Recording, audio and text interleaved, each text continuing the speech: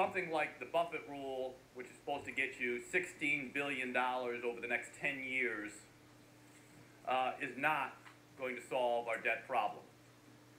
Simply put, State of the Union is we're broke and we can't tax our way out of it.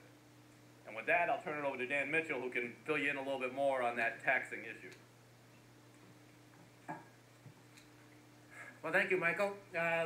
In the gallery, in the president's box, or whatever you call it, sitting with Michelle Obama will be Warren Buffett's secretary, at least according to news reports. So I think that gives us an idea of what type of rhetoric we might expect tonight in terms of tax policy. I think it's going to be class warfare all the time at full speed. What I want to do is talk a little bit about some of the tax issues and define what is good tax policy, and then measure that against what the president did. That. Let me get out one little factoid that I think is critical that you won't hear certainly from the president, and I doubt Republicans will be competent enough to bring it up themselves. At least based on the CBO numbers from last year, and I don't think they'll be too different when they come out with their new numbers this year, according to those Congressional Budget Office numbers, we could balance the budget by the year 2021 if we simply limited the growth of government spending to 2% a year. In other words, if you look at these so-called baselines as they describe them in Washington, the revenue baseline, and this, by the way, is what's called the West Virginia PowerPoint slide, the revenue baseline, I hope there's no staff from West Virginia in here, it's a joke, we can say it's Arkansas. The revenue baseline is that revenues are going to increase by 6 to 7% a year. Now, maybe CBO's wrong, maybe they're overestimating, maybe they're underestimating, but that's pretty much a consensus forecast. Well, obviously, if revenues are growing 6 to 7% a year, if you can have spending grow by less than that, by definition, you're going to lower red ink. And according to those CBO numbers from last year, if you simply limited the growth of spending to 2% a year, you solve the entire problem of red ink. And of course, as Mike explained, red ink isn't really the problem, it's the symptom of the problem. The problem is big government, so you in effect do two virtuous things at the same time by controlling the growth of government spending. But what is Obama going to do on tax policy? And this chart right here, which you can't read because it's too far away, it shows the impact of double taxation. And this chart is actually important for those of you who watched the Republican debate last night. Gingrich and Romney fighting with themselves about what the capital gains tax rate should be. Well, what this chart shows is that the very top green box is your income that you earn. Then you have a blue box, you pay tax on your income, up to 35%. What's left, the second green box, is your after-tax income. What are the two things you can do with your after-tax income? You can either spend your after-tax income right away, or you can save and invest your after-tax income so you can spend it in the future. Well, on the left side of that screen, you see what happens if you spend your after-tax income right away. The federal government, by and large, leaves you alone. Yes, there's an excise tax on gasoline and a few other tidbits like that, but if you spend your after-tax income right away, the federal government does not molest you. What happens if you save and invest your after-tax income?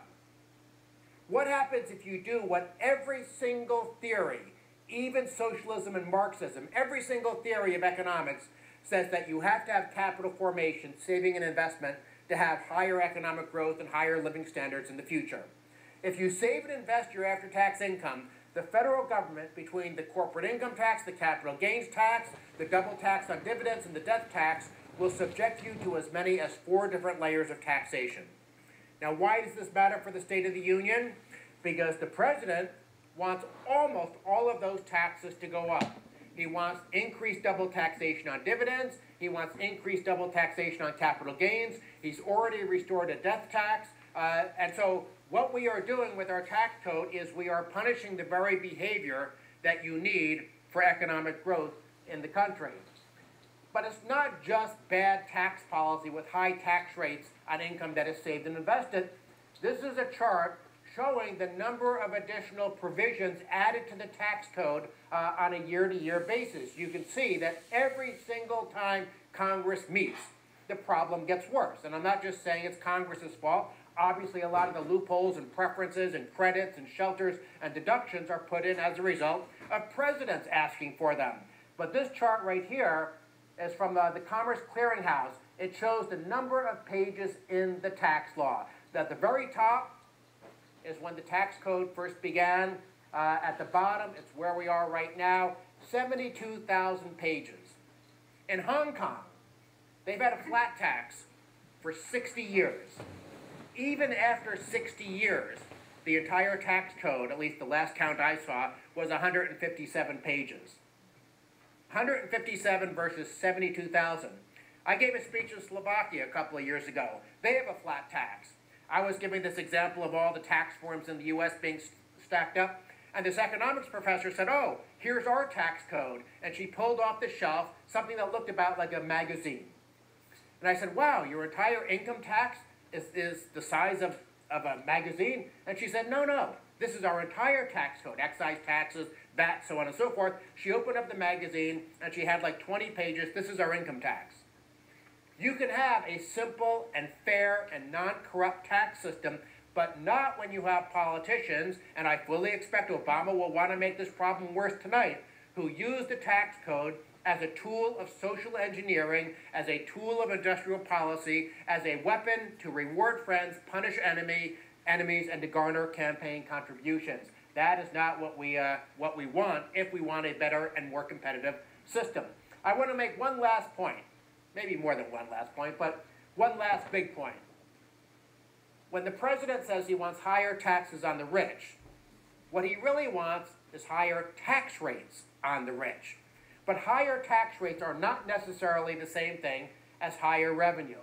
And this is the Laffer curve, but I'm going to skip forward and show you some data. This is data that I took from the Statistics of Income published by the IRS every year. In 1980, according to the IRS Statistics of Income, we had about 117,000 rich people in America, defined by $200,000 a year or above. Those 117,000 rich people reported about $36 billion to the IRS, and Uncle Sam got $19 billion of revenue.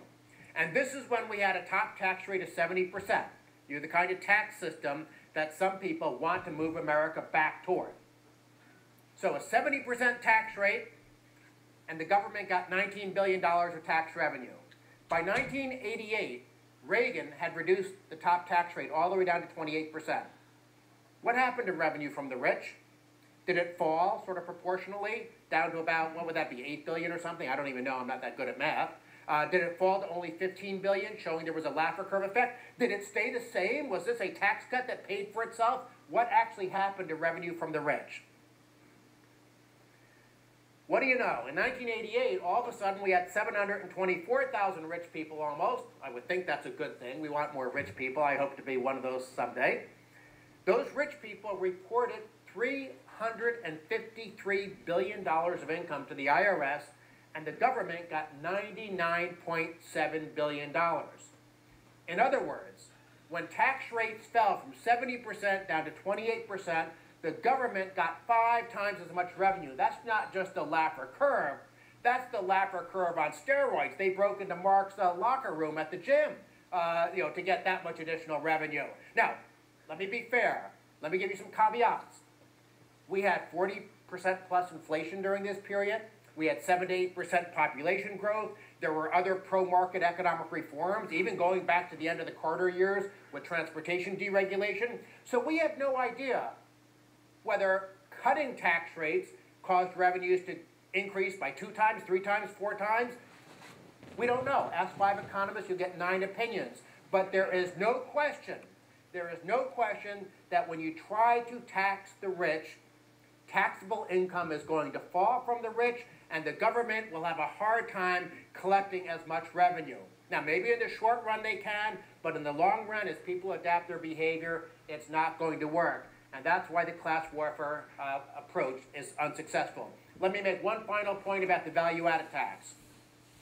Mike gave you all those horrifying numbers for the growth of the welfare state and the expanding burden of government in America, social disarray, and enormous fiscal problems. I mean, we're already sort of heading in that direction based on our current entitlement program structure, which is why we need to reform. Why would we want to make it possible for politicians to keep those programs in place and to lead us into chaos by giving them a VAT? It would be a big mistake. Thank you very much.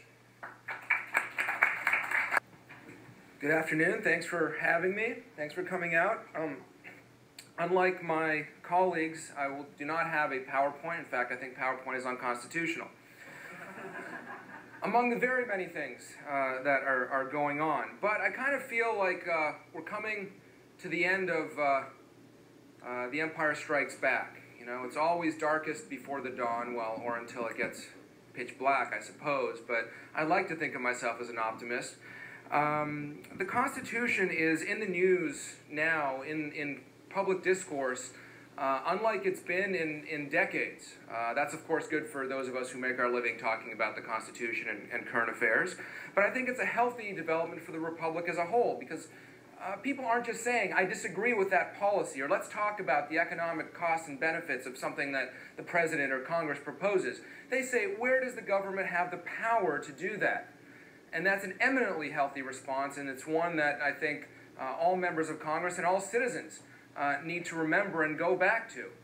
Certainly this Congress, at least the House, took a small, mostly symbolic, but also important step with these constitutional authority statements. If these things that were put in at the beginning of last year even gave one member pause over one piece of legislation that he or she was going to introduce because they didn't know where in the Constitution he or she had the power to do that, then it's worth the implementation. We've come a long way since, when you remember, Nancy Pelosi was asked where the government had the power to require people to buy health insurance, and she said, "Are you serious?" Because, of course, the Constitution is the last refuge of the scoundrel that has no good policy arguments to make. And indeed, Obamacare, as we've seen, has not gone away, are only the tip of the iceberg. Obviously, the individual mandate is the biggest problem, and it is the linchpin that holds the whole thing together. I mean, sure, you could have a freestanding tax on indoor tanning services, the Snooki tax, and reform waste and fraud accounting provisions with Medicare, all these different things. You could put those in, but that wasn't the purpose of the legislation. The purpose of the legislation was to fundamentally reform health care as we deal, right? And that mandate is unprecedented, not in the sense of reforming healthcare, but in the sense of the government, not even in the depths of the New Deal or the Great Society or the Civil War, has ever required people to buy something. I mean, this is just, if the government can do this, then there are no principled limits on federal power. And we'll see what the government's lawyers have to say at the Supreme Court, but so far the best they've been able to come up with is healthcare is unique, and listing a lot of different economic facts for how it's unique. I mean, that's good as a matter of policy. We can have that policy discussion, but as a matter of constitutional law, that's just not good enough. It doesn't, the next time that Congress wants to bail out the auto or financial or some other industry,